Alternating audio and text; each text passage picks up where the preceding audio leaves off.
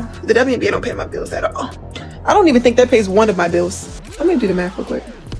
It might cover that. Yeah, it definitely covers that. What is I don't even know my salary. In the world of professional sports, bold declarations sometimes create as much buzz off the court as the action on it. Recently, a dramatic moment unfolded in the WNBA when one of its rising stars, Angel Reese, made what can only be described as an unprecedented ultimatum. Pay me more or I'm out.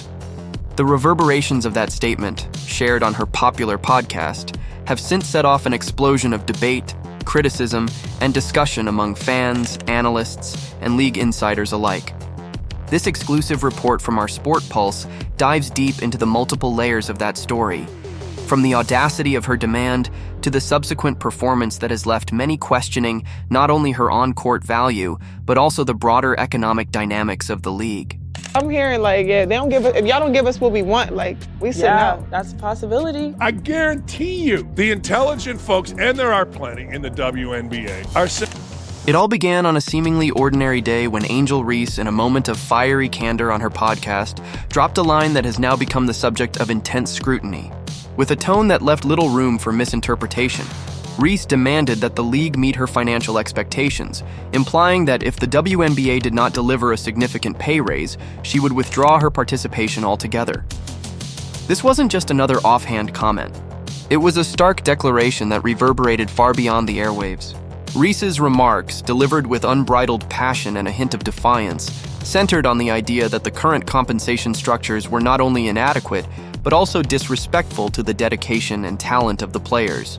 Hey, will you two idiots just shut up? Sit out. Girl, y'all benefited from everything. Y'all youngins benefited from NIL. What does that mean? We deserve more. Her argument was built on a personal premise.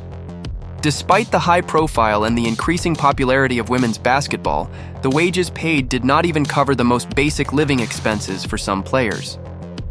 The league doesn't pay my bills, she claimed, a statement that encapsulated both her frustration and her demand for a reevaluation of the league's financial priorities. To fully appreciate the context of Reese's outburst, one must consider the stark financial realities that many WNBA players face. Angel Reese, like her peers, signed a standard rookie contract. For her first year, her earnings were approximately $73,000, with the full 4-year deal totaling around $325,000. While these figures might appear generous when compared to certain markets, they pale in comparison to the astronomical sums seen in other professional sports leagues. More importantly, for Reese, these numbers did not translate into financial security. During a candid TikTok rant, she detailed that her salary fell dramatically short of covering even her most basic expenses, an assertion that struck a chord with many who have long questioned the economic model of the league. It's like a greatest hits collection of missed layups. I can't even believe this is real. I just stumbled across of it.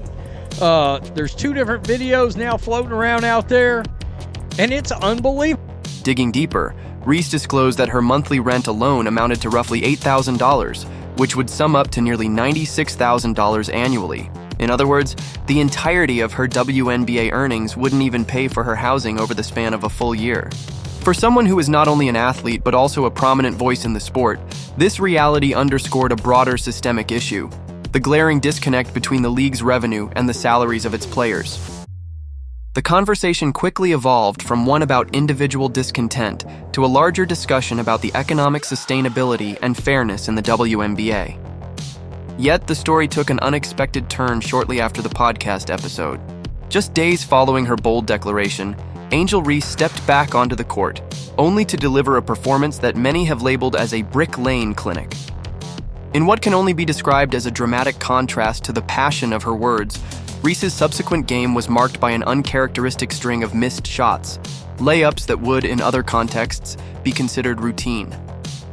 In that particular matchup, her shooting line read a dismal 5 for 13, and among her attempts, one standout moment had to be mentioned: a layup that not only missed its intended target, but instead struck the bottom of the backboard. This bizarre and highly publicized moment ignited a firestorm of reactions online, with many fans and commentators deriding the performance as emblematic of the very disconnect that her financial ultimatum had hinted at.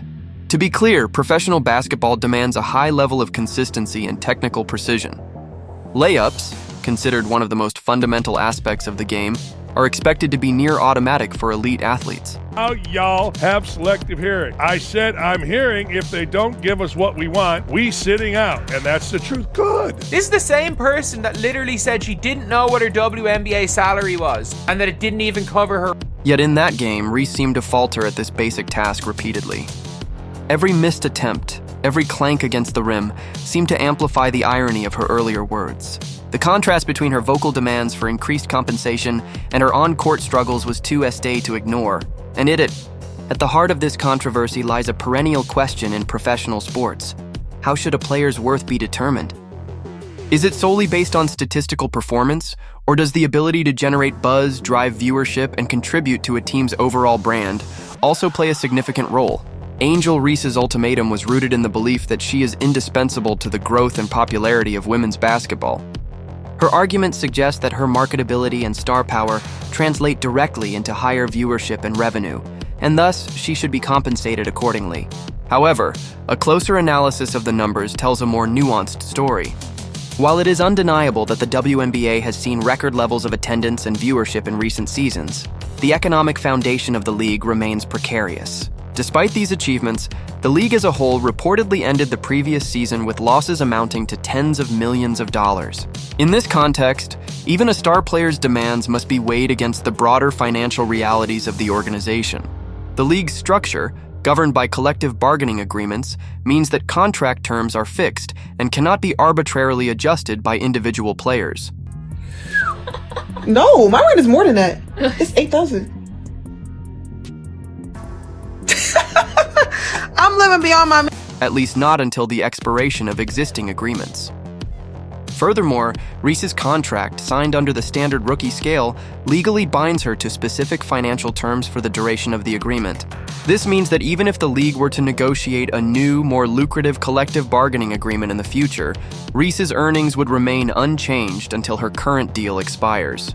In effect, her threat to boycott or sit out is not just a matter of negotiation tactics, it's a direct challenge to the very framework that governs professional sports contracts.